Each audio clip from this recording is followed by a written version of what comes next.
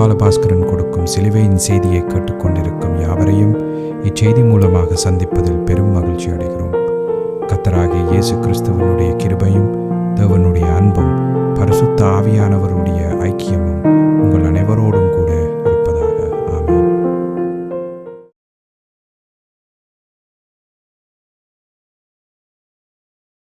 நான் இவாஞ்சலிஸ்ட் போல் பாலபாஸ்கரன். சிலுவையின் செய்தி என்ற இந்த நிகழ்ச்சியில் என் சகோதரர்கள், என் சகோதரிகள், என் நண்பர்கள் எல்லோரையும் மறுபடியும் சந்திப்பதில் நான் பெரும் மகிழ்ச்சி அடைகிறேன். இந்த அருமையான நேரத்தை கர்த்தராகிய இயேசு கிறிஸ்து எங்களுக்கு ஒதுக்கி தந்திருக்கிறார். இந்த நேரத்தில் கர்த்தருடைய வேத வார்த்தைகளை உங்களோடு பகிர்ந்து கொள்வது எனக்கு மிகுந்த சந்தோஷத்தை அளிக்கிறது என்பதை நீங்கள் அறிந்து கொள்ள வேண்டும். கர்த்தருடைய வேத வார்த்தை என சொல்லப்படும் பொழுது அது எந்த காலத்திலும் சிலுவையில் அறையப்பட்ட இயேசு கிறிஸ்துவையே பிரகடனப்படுத்துகிறது என்ற உண்மையை நாம் அறிந்து அதை உணர்ந்து அதனை விசுவாசித்து அதனை நம்முடைய இருதயத்தில் உறுதியாக நிலைநாட்டி வைத்திருக்க வேண்டும். ஆனபடியால் தான் பவுல் அப்போஸ்தலர் சொன்னார், நாங்களோ சிலுவையில் அறையப்பட்ட கிறிஸ்துவை பிரசங்கிக்கிறோம். அப்போ சிலுவையில் அறையப்பட்ட கிறிஸ்து தான் சுவிசேஷம் என்பதையும், சிலுவையில் அறையப்பட்ட கிறிஸ்து தான் நமக்கு ரட்சிப்பை தருகிறது என்பதையும், சிலுவையில் அறையப்பட்ட இயேசு கிறிஸ்து தான் நமக்கு பரிசுத்தத்தை தருகிறது என்பதையும், சிலுவையில் அறையப்பட்ட கிறிஸ்து தான் நமக்கு விடுதலையை தருகிறது என்பதையும் நாம் தெளிவாக அறிந்திருக்க வேணும். அது மிக முக்கியமான ஒரு விஷயம். இப்பொழுது நாம் வேத வாக்கியத்துக்கு போவோம். ரோமர் 8:23 பழமை போல மிக முக்கியமான வேத வாக்கியம். ரோமர் 8ஆம் அதிகாரத்தில் இருக்கிற சகல வேத வாக்கியங்களும் முக்கியமான, மிக முக்கியமான வேத வாக்கியங்கள். ரோமர் 8:23 அதுவும் அல்லாமல் ஆவியின் முதற் பலன்களை பெற்ற நாமும் கூட நம்முடைய சரீர மீட்பாகிய புத்திர சுவிகாரம் வருகிறதற்கு காத்திருந்து நமக்குள்ளே தவிக்கிறோம். மறுபடியும் திருப்பி வாசிக்கிறேன். ரோமர் 8:23 அதுவும் அல்லாமல் ஆவியின் முதற் பலன்களை பெற்ற நாமும் கூட நம்முடைய சரீர மீட்பாகிய புத்திர சுவிகாரம் வருகிறதற்கு காத்திருந்து நமக்குள்ளே தவிக்கிறோம். இதற்கு நான் கொடுத்திருக்கிற தலையங்கம் ஆவியின் முதற் பலனும் புத்திர சுவிகாரமும். ஆவியின் முதற் பலனும் புத்திர சுவிகாரமும். நாம் இப்பொழுது ஜெபத்திற்கு கடந்து செல்லுவோம். அருமையானங்கள் பிதாவே, உமக்கு சோஸ்திரம். பரலோகத்தின் தேவனே, உமக்கு சோஸ்திரம். உம்முடைய குமாரன் இயேசு கிறிஸ்துவ பலியாக சிலுவையில் ஒப்பு கொடுத்த அவருடைய வெளியேறப்பெற்ற இரத்தத்தினால தேவரே, நீரங்களை எல்லோரையும் மீட்டு கொண்டீர். அதற்காக உமக்கண்டைக்கும் சோஸ்திரம். உம்முடைய குமாரன் இயேசு கிறிஸ்துவனுடைய குற்றமற்ற, மாசற்ற, வெளியேறப்பெற்ற நன்மையானவைகளை பேசும் அந்த இரத்தத்திற்காக அண்டைக்கும் சோஸ்திரம். அந்த இரத்தத்தினால தேவரீர் எங்களுடைய பாவங்கள் எல்லாவற்றையும் கழுவி, பாவத்தின் கடன்கள் எல்லாவற்றையும் கொடுத்து தீர்த்து, பாவத்தின் பிடியிலிருந்து எங்களை விலக்கி விட்டீர். அதற்காக உமக்கண்டைக்கும் சோஸ்திரம் பிதாவே. இந்த நேரத்தில் இதனை கேட்டுக்கொண்டிருக்கிற என் சகோதர சகோதரிகள், நண்பர்கள் எல்லோரையும் தேவரீர் ஆசையின் பதித்து அபிஷேகித்து பிரகாசமான மனக்கண்களை அவர்களுக்கு கொடுத்தருள வேணுமென்றும், உம்முடைய வேத வார்த்தைகளை அறிந்து கொள்ளக்கூடிய பாக்கியத்தை அவர்களுக்கு கொடுத்தருள வேணுமென்றும், அதே நேரம் அடியேனையும் அபிஷேகித்து உம்முடைய வேத வார்த்தைகளை நிதானமாக போதிக்கத்தக்கதாக உம்முடைய பரிசுத்த ஆவியானவர், அவரே போதகரும் அவரே ஆசிரியருமாக இருக்கிறார், அவரே போதனை செய்ய வேண்டுமென்று இயேசு கிறிஸ்துவின் நாமத்தினால் கேட்டுக்கொள்கிறேன் பிதாவே. Amen and amen and amen. Hallelujah, hallelujah, hallelujah, hallelujah. Thank you, Jesus. Praise the Lord, praise the Lord, praise the Lord. Hallelujah. அப்போ இந்த ரோமர் 8:23 என்ற வேத வாக்கியத்தில் பல்வேறு விதமான ஆவிக்குரிய விஷயங்கள் இந்த வேத வாக்கியத்தில் குறிப்பிடப்பட்டிருக்கிறத காணக்கூடியதாக இருக்கிறது. குறிப்பாக ஆவியின் முதற் பலன்கள், புத்திர சுவிகாரம், தவிக்கிறோம் ஆகியவை மிகுந்த முக்கியத்துவம் வாய்ந்தவர்களாக இருக்கின்றன. ஒவ்வொரு விசுவாசியும் இதன் தாற்பயத்தை பூரணமாக உணர்ந்து கொள்ள வேண்டியது தவிர்க்க முடியாததாக இருக்கிறது. என்று சொன்னால் அதனுடைய முக்கியத்துவத்தின் நிமித்தம் அதன் தாற்பயத்தை ஒவ்வொரு கிறிஸ்தவர்கள், ஒவ்வொரு விசுவாசி, மறுபிறப்பு பெற்ற ஒவ்வொரு விசுவாசிகளும் அதன் தாற்பயத்தை பூரணமாக அறிந்திருக்க வேண்டியது மிகவும் அவசியமாக இருக்கிறது. பரிசுத்த ஆவியானவர் பவுல் அப்போஸ்தலன் மூலம் இதனை நமக்கு வெளிப்படுத்தி இருக்கிறார். என்றால் வேதம் அதாவது உலக படிப்பு மாதிரி படித்து நாங்கள் அறியக்கூடிய ஒரு விஷயம் அல்ல என்பதை கிறிஸ்தவர்கள் தெளிவாக அறிந்து கொள்ள வேண்டும். வேதத்தில் இருக்கிற அதன் ஆவிக்குரிய பொருள், அதன் மறைபொருள் அது வெளிப்படுத்தப்பட வேணும். பரிசுத்த ஆவியானவரே அதனை வெளிப்படுத்த முடியுமே தவிர வேறு யாராலும் வெளிப்படுத்த முடியாது என்பதை நாம் அறிந்து கொள்ள வேண்டும். தேவனுடைய வார்த்தை தேவனாலேயே வெளிப்படுத்தப்பட வேணும். இப்போ பவுல் அப்போஸ்தலருக்கு இதை பற்றி பரிசுத்த ஆவியானவர் வெளிப்படுத்தி இருக்கிறார். அவர் அதை எங்களுக்கு தெளிவாக தந்திருக்கிறார். அதை நாங்கள் ஒவ்வொன்றாக பார்ப்போம். அதனை ஒவ்வொன்றாக விமர்சிப்பது இந்த நேரத்தில் பொருத்தமாக இருக்கிறது. ஏனெனில் அநேகமான கிறிஸ்தவர்கள் தவறான ஆவிக்குரிய கருத்தை உடையவர்களாக இருந்து சாத்தானுடைய இறுக்கமான பிடிக்குள் தம்மை உட்படுத்தி இருக்கிறார்கள். அதை மறுபடியும் சொல்கிறேன். இந்த வேத வார்த்தையை பற்றி அநேக கிறிஸ்தவர்கள் தவறான ஆவிக்குரிய கருத்தை உடையவர்களாக இருந்து சாத்தானுடைய இறுக்கமான பிடிக்குள் தம்மை உட்படுத்தி வைத்திருக்கிறார்கள். இப்படி இருக்க ஆவியின் முதற் பலன்கள் என்ற சொற்றொடரின் ஆவிக்குரிய பொருளை சற்று விவரமாக பார்ப்போம்.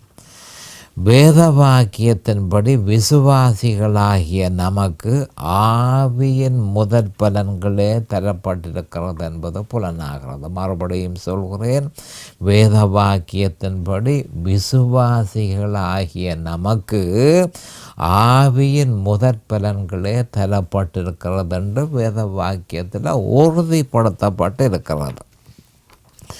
அதப்படி எனில் நம்முடைய கர்த்தராகிய இயேசு கிறிஸ்து சிலுவையில் எல்லாம் முடிந்தது என பிரகடனப்படுத்தி பெற்றுக்கொண்ட ஆவிக்குரிய பலன்களில் ஆவியின் முதற் பலனே நமக்கு தரப்பட்டிருக்கிறது. மறுபடியும் சொல்கிறேன், ஆண்டவராகிய இயேசு கிறிஸ்து நமக்காக எல்லாவற்றையும் சிலுவையில் செய்து முடித்து சிலுவையில் சொன்ன கடைசி வார்த்தை என்னவென்றால் எல்லாம் முடிந்தது. ஆங்கிலத்தில் இட் இஸ் ஃபினிஷ்ட் என்று சொல்லப்பட்டிருக்கு. அப்போ எல்லாம் முடிந்தது என்று சொல்லப்பட்டிருக்கிற இடத்துல அப்போ முடிந்தபடியால் சகல ஆவிக்குரிய பலாபலன்களையும் அவர் பெற்றுக்கொண்டார். அவர் பெற்றுக்கொண்ட ஆவிக்குரிய பலாபலன்களில் நமக்கு ஆவியின் முதற் பலன்களை தரப்பட்டிருக்கிறது என்றதை நாம் தெளிவாக அறிந்து கொள்ள வேண்டும். சகலதையும் நாம் பெற்றுக்கொள்ள முடியவில்லை, அது நமக்கு கொடுபடவில்லை, அதுக்கு காரணம் இல்லாமலும் இல்லை. தேவன் நம்ம முந்திரித்து நம்முடைய இருதயங்களில் ஆவி என்னும் அச்சாரத்தை கொடுத்திருக்கிறார் என்றதை நாம் அறிந்து கொள்ள வேண்டும். ஆவி என்னும் அச்சாரத்தை கொடுத்திருக்கிறார்.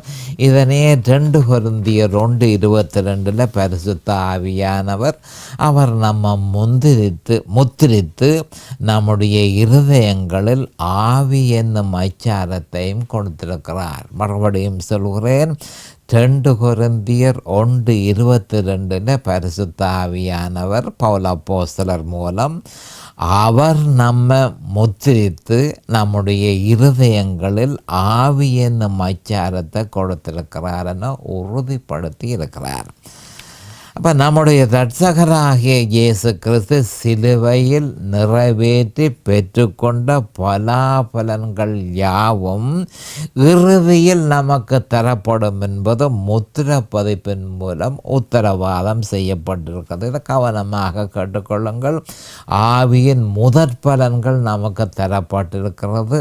அச்சாரமாக நமக்கு ஆவியை கொடுத்திருக்கிறார் என்று சொல்லி இருதயங்களில் ஆவி என்னும் அச்சாரத்தை கொடுத்திருக்கிறார் என்றதையும் நாங்கள் அறிந்திருக்கிறோம். அப்போ என்ன சொல்லப்பட்டு கிடக்கு? அவர் நம்ம முத்திரித்து என்று சொல்லப்பட்டு கிடக்கு. அதனுடைய அர்த்தம் என்ன? ஒரு சீல் ஒன்று போட்டிருக்கிறார். என்ன மாதிரியான சீல்? இப்பொழுது நீங்கள் முதற் பலன்களை பெறுகிறீர்கள், உங்களுக்கு சகலதும், உங்களுக்கு ஆவியினுடைய சகல பலன்களும் உங்களுக்கு தரப்படும் என்று சொல்லி முத்திரையிடப்பட்டு சீல் பண்ணி இருக்கிறத தான் 2 கொரிந்தியர் 1:22 பவுல் அப்போஸ்தலர் தெளிவாக சொல்லியிருக்கிறார். அப்போ என்ன சொல்லியிருக்கிறார் என்று சொன்னால், எல்லாம் சிலுவையில் முடிந்தது என்று சொல்லி அவர் பெற்றுக்கொண்ட சகல பலாபலன்களையும் சிலுவையிலே அவர் செய்து முடித்ததன் நிமித்தம் அவர் பெற்றுக்கொண்ட சகல பலாபலன்களுடைய முதற் பலன்களே நமக்கு கிடைத்திருக்கிறது என்பதையும் ஆவி என்னும் அச்சாரமும் நமக்கு கிடைத்திருக்கிறது என்பதையும் நாங்கள் அறிந்திருக்கிறோம். அதே நேரம் அவர் நம்ம முத்திரித்து என்று சொல்லப்பட்டு கிடக்கு. அப்போ அதனுடைய அர்த்தம் என்ன? அவர் சீல் பண்ணியிருக்கிறார், முத்திரை போட்டு சீல் பண்ணியிருக்கிறார். சகலதும் உங்களுக்கு தரப்படும். இப்பொழுது அச்சாரமாக தரப்பட்டிருக்கிறது. கடைசியில் நீங்கள் ஒரு கட்டத்தில் எல்லாத்தையும் பெற்றுக்கொள்வீர்கள் என்பதற்கு அது ஒரு அடையாளமாக இருக்கிறது. அப்போ நம்முடைய இரட்சகராகிய இயேசு கிறிஸ்து சிலுவையில் நிறைவேற்றி பெற்றுக்கொண்ட பலாபலன்கள் யாவும் இறுதியில் நமக்கு தரப்படும் என்பது இந்த முத்திர பதிப்பின் மூலம் உத்தரவாதம் செய்யப்பட்டிருக்கிறது. இன்னும் சற்று விவரமாக பவுல் அப்போஸ்தலர் எபேசியர் 1:9-10 காலங்கள் நிறைவேறும் போது விளங்கும் நியமத்தின்படி பரலோகத்தில் இருக்கிறவைகளும் பூலோகத்தில் இருக்கிறவைகளும் ஆகிய சகலமும் கிறிஸ்துவுக்குள்ளே கூட்டப்பட வேண்டுமென்று தமக்குள்ளே தீர்மானித்திருந்த தம்முடைய தயவுள்ள சித்தத்தின் ரகசியத்தை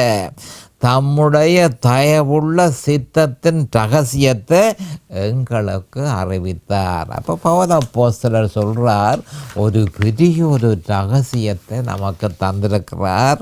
அதாவது தனக்குள்ளே அவர் தீர்மானித்து வைத்திருந்த அந்த தயவுள்ள சித்தம், அவருடைய தயவுள்ள சித்தத்தை, அதனுடைய ரகசியத்தை எங்களுக்கு வெளிப்படுத்தி இருக்கிறார் என்று சொல்லி பவுல் அப்போஸ்தலர் சொல்லியிருக்கிறார். அப்படியெனில் தேவன் தனது ராஜ்யத்தின் காலம் நிறைவேறும் பொழுது, கவனமாக கேட்டுக்கொள்ளுங்கள்,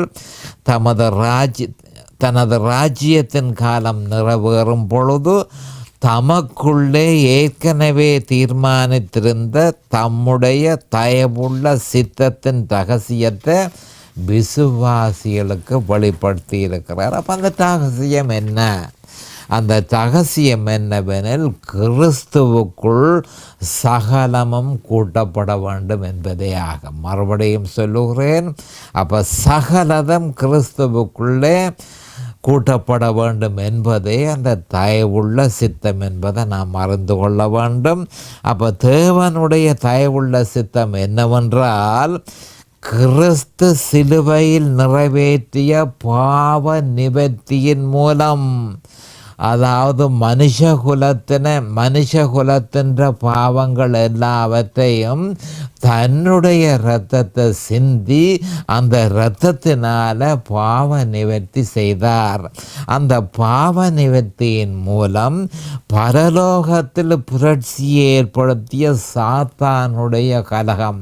அப்போ தேவனுடைய சித்தம், தயவுள்ள சித்தம் என்ன என்று சொன்னால், பரலோகத்தில் புரட்சி ஏற்படுத்திய சாத்தானின் கலகத்தை ஏசையா 14, 13, 14 நாங்கள் அதை காணக்கூடியதாக இருக்கிறது. அதை அந்த கலகம் இன்னும் தொடருகிறது. கவனமாக கேட்டுக்கொள்ளுங்கள். பரலோகத்தில் சாத்தான் ஏற்படுத்திய அந்த புரட்சி இன்னும் கலகம் ஏற்படுத்தி கொண்டே இருக்கிறபடியால் தேவனுடைய தயவுள்ள சித்தம் என்ன? கிறிஸ்துவுக்குள்ளே எல்லாம் கூட்டப்பட வேண்டும். அப்போ கிறிஸ்து சிலுவையில் நிறைவேற்றிய பாவ நிவர்த்தியின் மூலம் பரலோகத்தில் புரட்சி ஏற்படுத்திய சாத்தானுடைய கலகம் ஏசையா 14, 13, 14 அதை பற்றி சொல்லப்பட்டிருக்கிறது. அதை அடக்கிறது, முழுதுமாக அடக்கிறது தேவனுடைய தயவுள்ள சித்தம். அப்போ ஏசையா 14, 9, 12, எசேக்கியேல் 28, 18, 19 என்ன மாதிரி இது அடக்கப்படும் என்று சொல்லி விவரமாக சொல்லப்பட்டு கிடக்கு. அது ஒன்று. அடுத்தது 2வது பூமியில் வீழ்ந்து போய் கிடக்கிற மனுஷன். பூமியில் வீழ்ந்து போய் கிடக்கிற மனுஷனுக்கு அவன் இழந்து போன எல்லாவற்றையும் அபரீதமாக திருப்பி கொடுப்பதும் தேவனுடைய தயவுள்ள சித்தமாக இருக்கிறது. கவனமாக பார்த்து கொள்ளுங்கள். அந்த தயவுள்ள சித்தத்தை விசுவாசிகளுக்கு தேவன் வெளிப்படுத்தி இருக்கிறார். அப்போ என்ன சொல்கிறார் என்று சொன்னால், 2 மிக முக்கியமான பிரச்சனை இருக்குது. ஒன்று சாத்தான் ஏற்படுத்திய கலகம், பரலோகத்திலே அவன் ஏற்படுத்தின புரட்சி. அந்த புரட்சி முழுதுமாக அடக்க வேண்டியது ஒரு மிக முக்கியமான ஒரு விஷயம். அந்த கலகம் அடக்கப்பட்டு அதே நேரம் பூமியில் விழுந்து போய் கிடக்கிற மனுஷனுக்கு அவன் இழந்து போனதெல்லாவற்றையும் அபரீதமாக திருப்பி கொடுக்க வேணும் என்பதுதான் தேவனுடைய தயவுள்ள சித்தம் என்பதை நாம் அறிந்து கொள்ள வேண்டும். அப்போ அது அவருடைய சித்தம். அந்த மாதிரி தான் அவர் அதை செய்வார். அதைத்தான் அவர் சிந்தித்து வைத்திருக்கிறார். காலம் வரும் பொழுது அதனை அவர் நிறைவேற்றுவார் என்பதை நாம் அறிந்து கொள்ள வேண்டும். இப்போ புத்திர சுவிகாரத்தை எப்படி இருக்க, புத்திர சுவிகாரத்தை பற்றி ரோமர் 8:23 குறிப்பிடப்பட்டிருக்கிறது. அப்போ சாத்தானுடைய கலகத்தை அடக்குவதும், வீழ்ந்து போன மனுஷனுக்கு இழந்து போன யாவத்தையும் திருப்பி கொடுப்பதும் உலக தோற்றத்துக்கு முன்னமே தேவனுடைய ஆலோசனை சபையில் தீர்மானிக்கப்பட்டதுபடி. அப்போ 1 பேதுரு 1:18, 20 இது ஏற்கனவே தீர்மானிக்கப்பட்டிருக்கு. அப்போ சாத்தானுடைய அதாவது மனுஷனை நான் உருவாக்குவேன், மனுஷன் விழுந்து போவான், விழுந்து போன மனுஷனை மீட்டு கொள்ளுகிறதுக்கு என் குமாரனாகிய இயேசு கிறிஸ்துவை அனுப்புவேன். அவர் போய் பூமிக்கு போய் தன்னை பலியாக சிலுவையில் ஒப்பு கொடுத்து தன்னுடைய பரிசுத்த இரத்தத்தினால மனுஷனுடைய பாவத்தை நிவர்த்தி செய்து மனுஷனை பாவத்திலே இருந்து விடுதலை செய்வார். அப்போ அதன் மூலம் 2 மிக முக்கியமான பிரச்சனைகளையும் நான் முழுதுமாக நிறைவேற்றுவேன் என்று தேவன் ஏற்கனவே உலக தோற்றத்துக்கு முன்னமே தீர்மானித்திருந்தார். அப்போ அந்த 2 விஷயம் என்ன? பரலோகத்தில் புரட்சியை ஏற்படுத்தின சாத்தானுடைய கலகத்தை முழுவதுமாக அடக்குவதும், பூமியில் வீழ்ந்து போய் கிடக்கிற மனுஷனுக்கு அவன் இழந்து போன எல்லாவற்றையும் அபரீதமாக கொடுக்கிறது தேவனுடைய தயவுள்ள சித்தமாக இருக்கிறது. அப்போ இந்த தயவுள்ள சித்தத்தை அவர் எப்போ நிறைவேற்றுவார் என்று சொல்லி உலக தோற்றத்துக்கு முதலே தேவனுடைய ஆலோசனை சபையில் அது தீர்மானிக்கப்பட்டது என்பதை நாம் தெளிவாக அறிந்திருக்க வேண்டும். 1 பேதுரு 1:18-20 அதை பற்றி சொல்லப்பட்டிருக்கு. அப்போ தீர்மானித்தபடி ஆட்டுக்குட்டியானவருடைய வெளியேறப்பெற்ற இரத்தத்தினால் அவைகள் ஏற்கனவே சிலுவையில் நிவர்த்தி செய்யப்பட்டிருக்கிறது. உலக தோற்றத்துக்கு முன் தீர்மானிக்கப்பட்டது. இப்போ 2000 வருஷத்துக்கு முந்தி அந்த தேவ ஆட்டுக்குட்டி இந்த பூலோகத்துக்கு இறங்கி வந்து தன்னுடைய பரிசுத்த இரத்தத்தை சிலுவையில் சிந்தி ஆட்டுக்குட்டியானவருடைய விலையேறப்பெற்ற இரத்தத்தினால ஏற்கனவே சிலுவையில் அவைகள் பாவம் யாவும் நிவர்த்தி செய்யப்பட்டிருக்கின்றன. சகல பாவங்களும் நிவர்த்தி செய்யப்பட்டிருக்கிறது. அப்போ இவைகள் யாவும் ஏற்கனவே சிலுவையில் நிவர்த்தி செய்யப்பட்டு பொருத்தமான நேரத்தில் நிறைவேற்றப்படுவதற்காக தயாராக வைக்கப்பட்டு இருக்கிறது.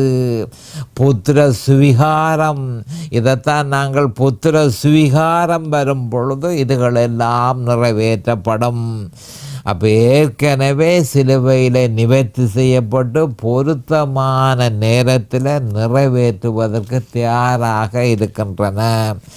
இதோ இப்பொழுது 2015, இப்போ வருஷம் 2015, மத்திய கிழக்கில் ஏற்படும் பிரமிக்கத்தக்க அரசியல் மாற்றங்களும்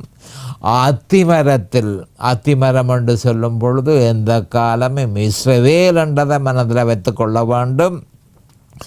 அத்திமரத்தில் இளங்கிள தோன்றி துளிர் விடுவதையும் வசந்த காலம் சமீபமாயிருப்பதையும் இதனை கேட்டுக்கொண்டிருக்கிற என் சகோதரர்கள் உணரவில்லையா? அதாவது இப்பொழுது 2015 மத்திய கிழக்கில் பல்வேறு விதமான அரசியல், நினைச்சு பார்க்க முடியாத அரசியல் மாற்றங்கள் நடைபெற்று கொண்டிருக்குது. மற்றது இஸ்ரவேல் அத்திமரம் இளங்கிள தோன்றி துளிர் விடுவதையும் வசந்த காலம் சமீபமாக இருப்பதையும் அதாவது கிறிஸ்தவர்கள் உணர வேண்டும். அப்போ அந்த உணர்ச்சி கிறிஸ்தவர்களுக்கு இல்லையா இருந்தால் மிக முக்கியமான ஒரு பிரச்சனை கிறிஸ்தவர்களை தாக்கி கொண்டிருக்கிறது. அந்த பிரச்சனை என்னவென்றால் அவர்கள் ஏசையாவின் தீர்க்க தரிசனம் நிறைவேறி இருக்கிறபடியினால் இந்த பிரமிக்கத்தக்க மாற்றத்தை அறியாமல் இருக்கிறார்கள். அவர்கள் அறிந்தார்களோ அறிய இல்லையோ இப்பொழுது சகலதும் நடைபெற்று கொண்டிருக்கிறது. ஒவ்வொரு கிறிஸ்தவனும் உணர வேண்டும்.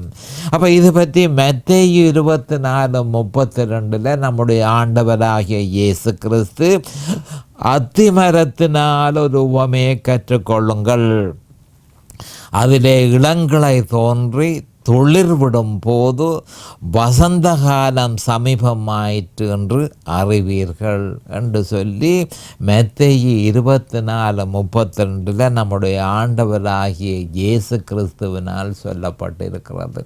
அவர் ஏற்கனவே தீர்க்க தரிசனமாக சொல்லியிருக்கிறார், அத்திமரத்தை நீங்கள் கவனியுங்கள், அடிக்கடி கவனியுங்கள், அதை சுற்றி இருக்கிற தேசத்தை நீங்கள் கவனியுங்கள். அப்பொழுது அதை காணும் பொழுது அப்போ அத்திமரத்தில் இளங்கிள தோன்றி துளிர் விடும் போது வசந்த காலம் சமீபமாயிற்று.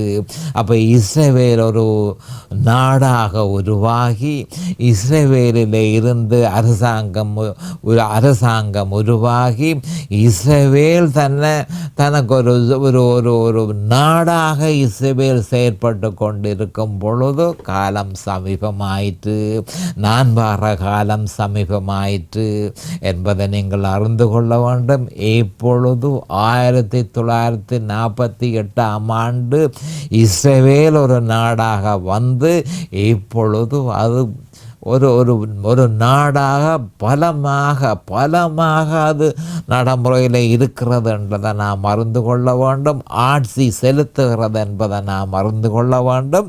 அப்பொழுது வசந்த காலம் சமீபமாயிற்று, நான் வருகிற காலம் ஆயிற்று என்று நீங்கள் அறிந்து கொள்ள வேண்டும். அப்போ இது பற்றி மேலும் லூக்கா 21, 29, 31 அன்றையும் அவர்களுக்கு ஒரு உவமையை சொன்னார். அத்தி மரத்தையும் மற்ற எல்லா மரங்களையும் பாருங்கள், இஸ்ரவேலை பாருங்கள், இஸ்ரவேலை சுற்றி இருக்கிற நாடுகளை பாருங்கள், மற்ற எல்லா மரங்களையும் பாருங்கள், அவைகள் தளிர்க்கிறத நீங்கள் காணும் போது, இஸ்ரவேல் ஒரு நாடாக செயற்படும் பொழுது, இவ்வளவு காலமும் 2000 வருஷ காலமாக அகதிகளாக உலகமெங்கும் இருந்த இஸ்ரவேலியர்கள் இப்பொழுது ஒரு நாடாக வந்து அவர்கள் செயல்பட தொடங்கியிருக்கிறத நீங்கள் காணும் போது, அவர்கள் தளிர்க்கிறத நீங்கள் காணும் போது வசந்த காலம் சமீபமாயிற்று என்று அறிவீர்கள். அப்படியே இவைகள் சம்பவிக்கிறத நீங்கள் காணும் போது தேவனுடைய ராஜ்யம் சமீபமாயிற்று என்று அறியுங்கள் என 2ஆம் முறையும் ஆண்டவராகிய இயேசு கிறிஸ்துவினால் வலியுறுத்தப்பட்டிருக்கிறது.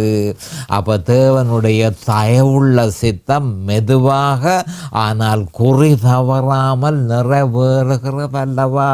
கவனித்து பாருங்கள். இதனை கேட்டுக்கொண்டிருப்பவர்கள் உபத்திரவ காலம் சமீபமாகிவிட்டது, சீக்கிரத்தில் உபத்திரவ காலம் வரப்போகிறது. இதனை கேட்டுக்கொண்டிருப்பவர்கள் உபத்திரவ காலத்துக்குள் அகப்பட்டு தங்கள் ஆத்துமாவையே இழந்து போகாதபடி அந்த உயிர்த்தெழுதல், அந்த புத்திர சுவிகாரம், அந்த உயிர்த்தெழுதலில் பங்கு பற்றுவதற்கு 1 தெசலோனிக்கேயர் 4:15-18 பங்கு பற்றுவதற்கு ஏதுவாக விழிப்பாக இருக்க வேண்டும் என்று எச்சரிக்கை செய்வது என் கடமையாய் இருக்கிறது. ஏனென்று சொன்னால் உபத்திரவ காலம் வரப்போகிறது, புத்திர சுவிகாரம் தயாராகிறது, எவ்வளவோ பிரச்சனையை இந்த உலகம் சந்திக்க வேண்டி வரப்போகிறது.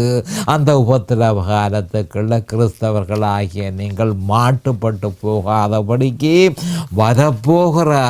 வரப்போகிற உயிர்த்தெழுதல்ல நீங்கள் பங்கு பெற்ற வேணும் என்று நான் உங்களுக்கு ஆலோசனை சொல்லுகிறேன்.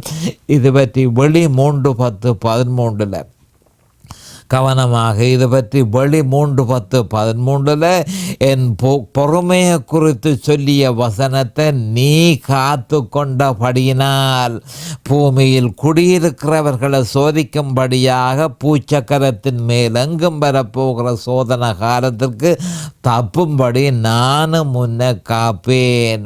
இதோ சீக்கிரமாய் வருகிறேன், ஒருவனும் உன் கிரீடத்தை எடுத்துக்கொள்ளாதபடிக்கு உனக்குள்ளதை பற்றி கொண்டிரு. ஜெயம் கொள்ளுகிறவன் எவனோ அவனை என் தேவனுடைய ஆலயத்தில் தூணாக்குவேன், அதில் நின்று அவன் ஒரு காலம் நீங்குவதில்லை. என் தேவனுடைய நாமத்தையும் என் தேவனால் பரலோகத்திலிருந்து இறங்கி வருகிற புதிய எருசலேமாகிய என் தேவனுடைய நகரத்தின் நாமத்தையும் என் புதிய நாமத்தையும் அவன் மேல் எழுதுவேன். ஆவியானவர் சபைகளுக்கு சொல்லுகிறத காதுள்ளவன் கேட்க கடவன். ஆவியானவர் சபைகளுக்கு சொல்கிறத காதுள்ளவன் கேட்க கடவன் என சொல்லப்பட்டிருக்கிறது. அப்போ மிக முக்கியமானது வரப்போகிறது உபத்திரவ காலம். இந்த காலத்துக்கு முதல் உங்களுடைய உயிர்த்தெழுதல் வரும். அந்த உயிர்த்தெழுதலுக்குள்ள நீங்கள் பங்கு பெற்ற வேணும் என்று சொல்லி வெளி 3:10-13 தெளிவாக நம்முடைய ஆண்டவராகிய இயேசு கிறிஸ்து சொல்லியிருக்கிறார். இதனை விவரமாக பார்ப்போம். இப்பொழுது நேரம் சமீபமாகிவிட்டது. அடுத்த செய்தியில் நான் உங்களை சந்திக்கும் வரை கர்த்தராகிய இயேசு கிறிஸ்துவின் நாமத்தினால் நான் உங்களை ஆசீர்வதிக்கிறேன். அவருடைய கிருபையும் அவருடைய இரக்கமும் உங்களுக்கு தாராளமாக கிடைப்பதாக. இயேசுவின் நாமத்தில் பரிசுத்த பிதாவே, ஆமேன் அண்ட் ஆமேன் அண்ட் ஆமேன். இந்த சிலுவையின் செய்தியை கேட்பவர்கள் அதன் ஆவிக்குரிய பலனை பூரணமாக அடைய வேண்டும் என்பதே நம்முடைய பிரார்த்தனையாகும். தொலைபேசி மூலம் தொடர்பு கொள்ள விரும்புவோர் 647-465-1224 மூலமும் இமெயில் மூலம் தொடர்பு கொள்ள விரும்புவோர் paulbalabaskaran@gmail.com மூலமும் தொடர்பு கொள்ளலாம்.